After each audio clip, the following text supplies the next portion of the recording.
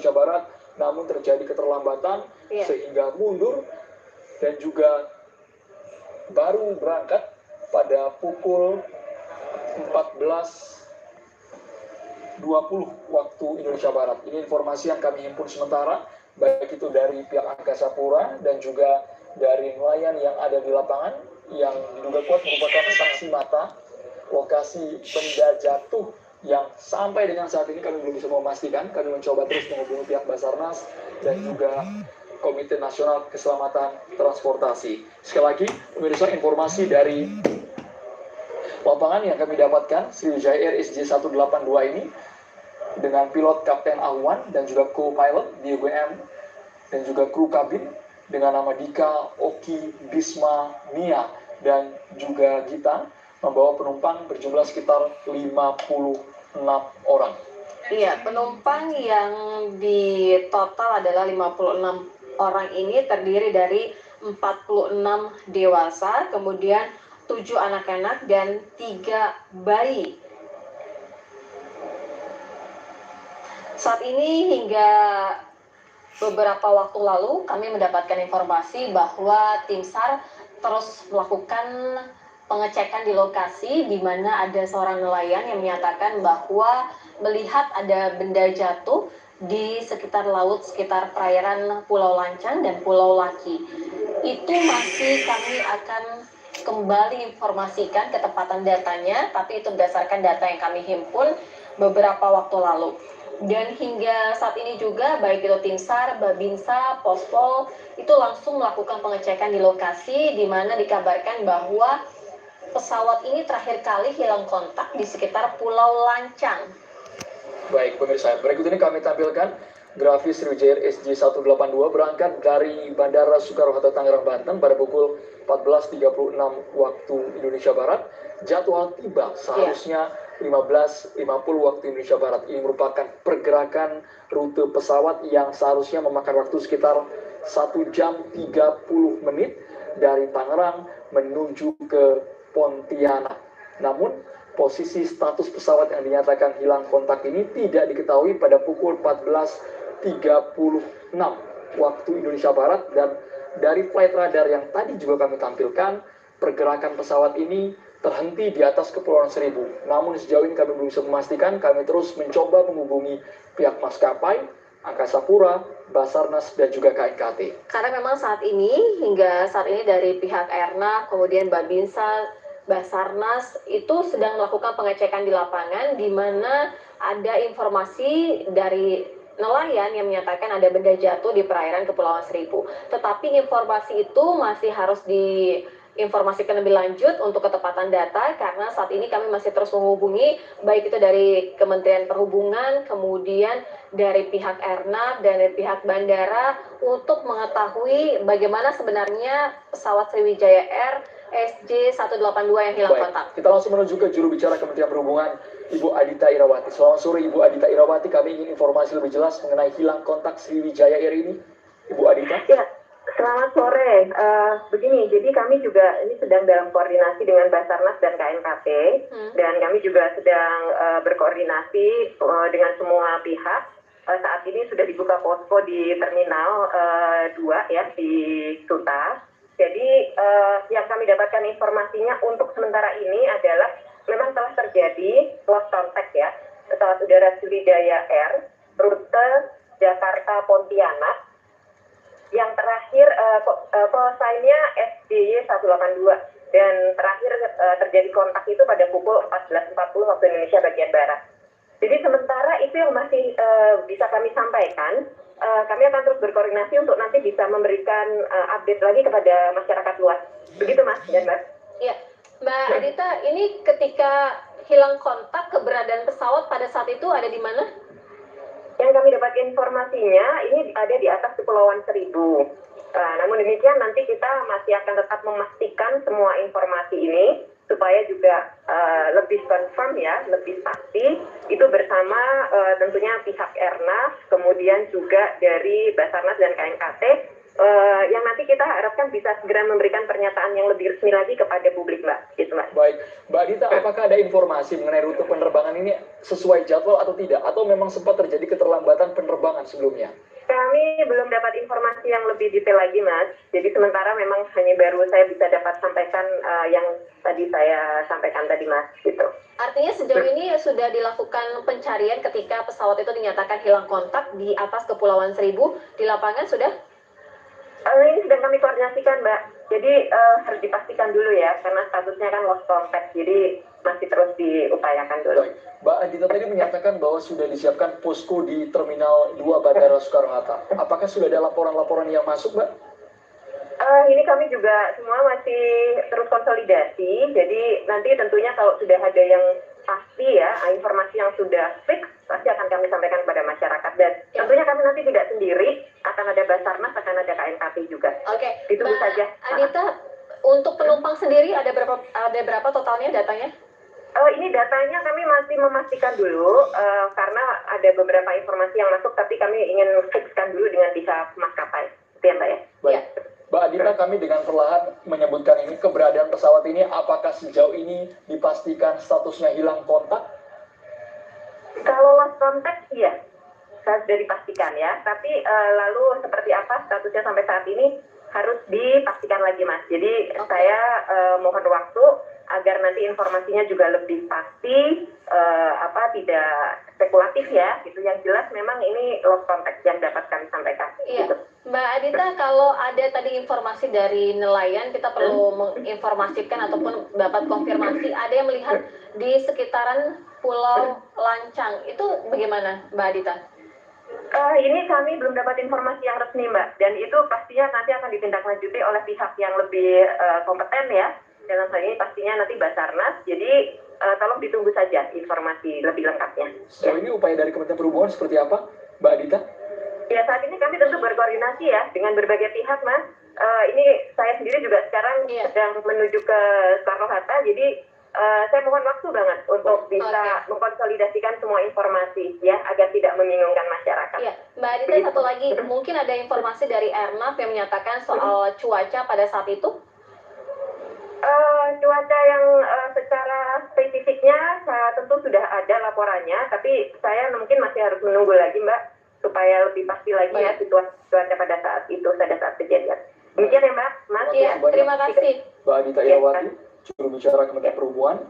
Informasi yang sejauh ini kami himpun, pemirsa, Sriwijaya Air SJY 182 ini dinyatakan kontak terakhir pada pukul 14.40 waktu Indonesia Barat dengan posisi di atas perairan Kepulauan Seribu. Dan saat ini Kementerian Perhubungan terus berkoordinasi dengan Basarnas dan juga KNKT untuk menginvestigasi. Karena untuk posko saja sudah dibuka di Terminal 2 Bandara Soekarno-Hatta, dan untuk posisi pesawat ini statusnya masih tidak diketahui dan dinyatakan hilang kontak.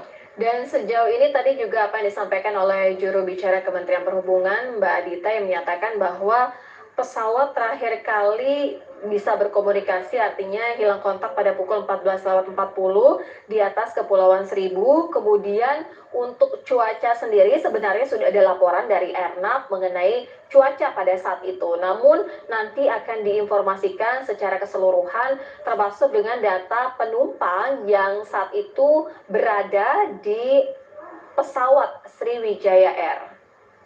Data sementara yang kami dapatkan, diduga pesawat ini juga membawa sekitar 56 orang dan juga 2 pilot.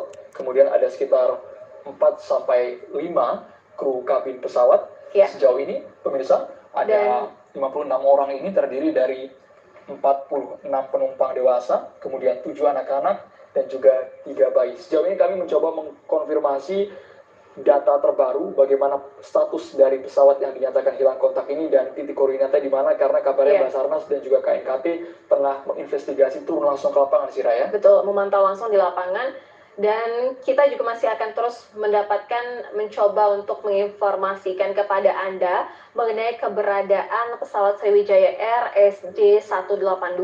Dan kita mencoba untuk menghubungi Kapolres Kepulauan Seribu AKBP Eko. Pak Eko, sejauh ini sebenarnya apakah benar apa yang dikatakan oleh nelayan bahwa ada yang melihat keberadaan pesawat?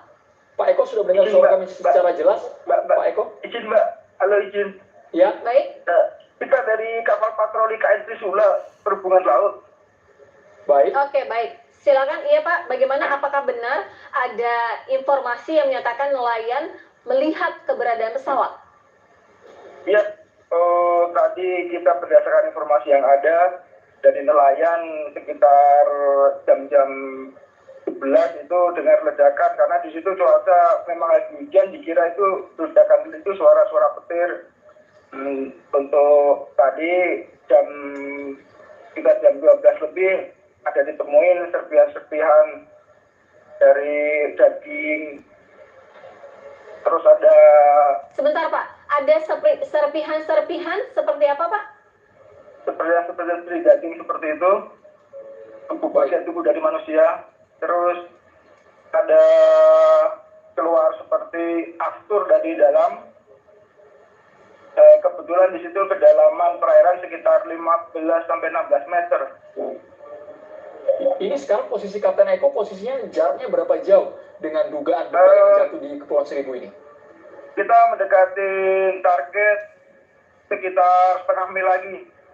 Baik, dari pengamatan yang ada di lapangan, Kapten Eko, Anda tadi menyebutkan ada semacam serpihan, benda-benda yang mengapung seperti itu. Menyerupai apa, Kapten Eko, bisa diceritakan secara spesifik, khususnya benda-benda yang bisa dikatakan seperti Mengapung ya? Benda-benda bagian besi Iya. atau bagian pesawat, apakah bagaimana, Kapten Eko, di lapangan? Untuk di sini seperti bagian potongan tubuh, terus alat-alat yang ada di dalam pesawat, Seperti apa saja, Kapten Eko? seperti life jaketnya. Ya, Terus Kapten Eko ada- itu dalam jumlah yang banyak? Untuk sementara kita jumlahnya belum banyak, sekitar 5 atau 6 dulu. Kemungkinan nanti kita sesuai dengan keadaan arus yang ada, kita bisa jadi lagi. Kapten Eko sejauh ini sudah berkomunikasi dengan apa yang disampaikan oleh nelayan yang melihat bahwa ada benda yang jatuh, begitu? Ya, jadi dari pihak nelayan yang ada, Iya. benda-benda itu lagi dikumpulin, nanti diserahkan ke pihak yang berwajib di sekitar daerah situ. Kapten Eko, posisi dari darat menuju ke titik koordinat yang diduga ada benda jatuh ini berapa jauh, Kapten Eko? Kalau untuk sementara kita di sini sekitar setengah mil ya, setengah mil. Membutuhkan waktu berapa lama itu, Kapten Eko, untuk menjangkau itu? Kita ke tempat kejadian sekitar 45 menit. Oke, artinya Kapten Eko bersama dengan berapa kru saat ini yang akan menuju ke lokasi di mana ada informasi bahwa pesawat itu ditemukan? Kita berjumlah anggota 28 dengan menggunakan kapal KN Trisula P111. Baik, dengan jumlah 28 anggota ini, armadanya seperti apa, Kapten Eko? Karena sekarang sudah menunjukkan pukul 18 waktu Indonesia Barat, Iya. sebentar lagi akan gelap.